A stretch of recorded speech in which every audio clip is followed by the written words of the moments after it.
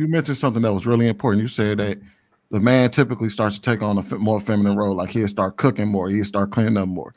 I don't Mhm. see it that way. I know when you think of a man, when you think of what men do and how we move, we understand the ideology about pulling our weight, right? Mhm. So, for example, in his mind, he's not taking on a bitch role. He's basically saying, "All right, well, shit, she's doing all of this. I'm gonna pull my weight somehow, some way." So Yeah, that's what he I'm naturally saying. starts to Yeah. do whatever he needs to do to make sure, like, hey, look, Mhm. I'm just not about to be that nigga sitting on the couch. Then I don't care Right. about cooking. I don't care about taking on more roles in a household because that's just me. That's my idea. Even if I do go to work, if she's making all this money, I'm gonna pull my weight in a different way. So I will Mhm. naturally go and be like, all right, well, shit, I think about pumping her gas a little bit more. You start thinking about your woman a lot more. But the problem is that our women don't tend to the women don't tend to see it that way. They see it as him taking on a more Mhm. feminine role rather than just trying to be because that's the thing that we complain Pulling his about. weight. Majority of men Mhm. complain about the fact that if a man goes out and he does all this work and everything, when he comes home and the house is a mess, we like, damn, can you pull your weight in a household? I'm not asking you to go out there and work. I'm just asking you to pull your weight. And I think that's how Mhm. men see it, that we see that's the same thing. Like we get frustrated about shit like that. So we look at it ourselves like, all right, if I can't make the money around this mud, then at the bare The minimum, the least I least I can can do do. is do this shit Right. right here. So I don't think Mhm. men like I don't think men have the mindset that they're trying to be a bitch in the house. They just like, man, I need to do something to pull my weight. Until I can get my money up or something like that, I'm gonna do this. That's why I said if the man I has think any it's pride about himself, then he'll be doing some of that. I Yeah. believe it's all in how much a woman actually values you and what it is that she values, right? Because to Good some point. women, money weighs a lot. But what does that woman need? What does she appreciate? Does she appreciate your masculinity? Does she really want companionship? Does she just like, are you very charismatic? What is it about you that actually attracted you to or her to you in the first place, right?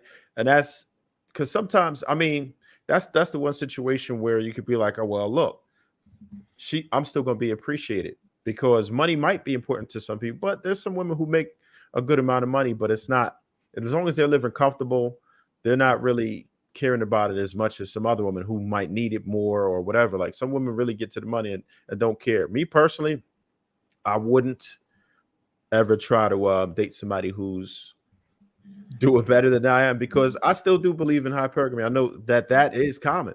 A lot of women, they definitely are hypergamous. It is what it is. They want somebody who's above them in social status, economic status.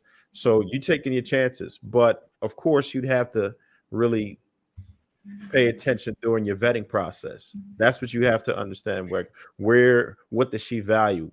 You have, just like women do their tests, we have to do our tests sometimes when we're vetting. And I don't think men vet enough, to be honest. We do more according to vetting, and that's where a lot of our problems start in the first place. So if we're in that phase, we have to see what it is that they appreciate, right? A woman's gonna let you know because they're gonna treat you.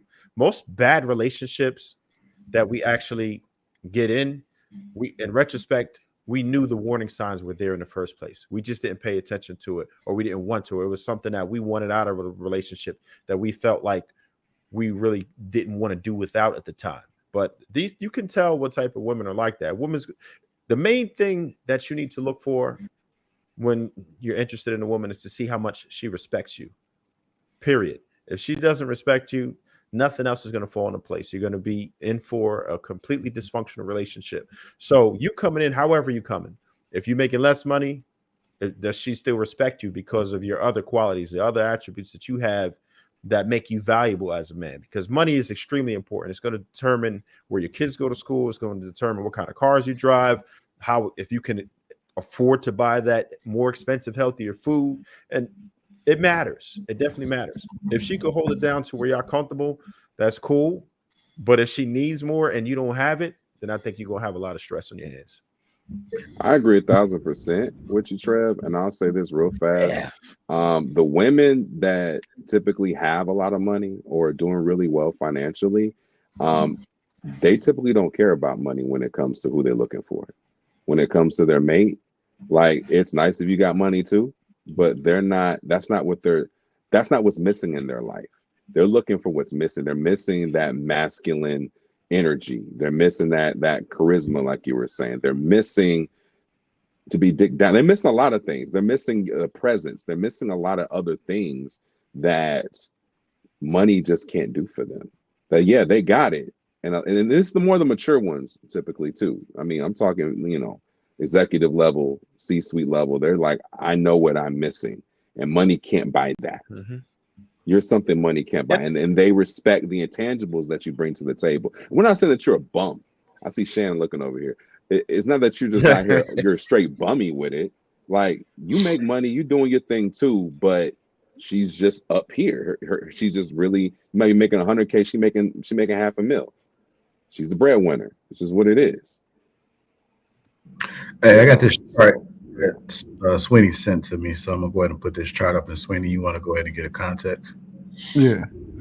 All right. So basically, what this thing is basically describing is how much work men and women typically put in, whether it's leisure time, work time, and also the time that they spend at home. You know what I mean, taking care of the family. And what you notice is that men and women tend to spend the same amount of time working, whether that's at home or at work, right? And what you see is the reason why women tend to do more around the house is because men tend to do more work. But if you notice that regardless of what situation you're looking at, if the scales start to tip in the opposite direction, right? So if you start seeing a woman work more at work, you're gonna naturally see a man start to do more around the house if he spends more hours at home than she does.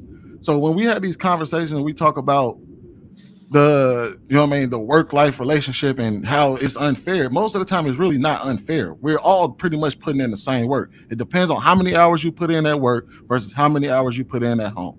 And men and women tend to put in the same hours at home and work if you combine the two.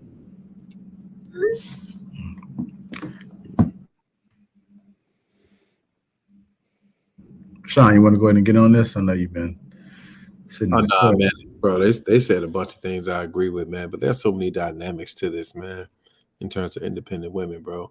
So I think a lot of times it is that they see themselves as the prize. Some of them see themselves as the prize.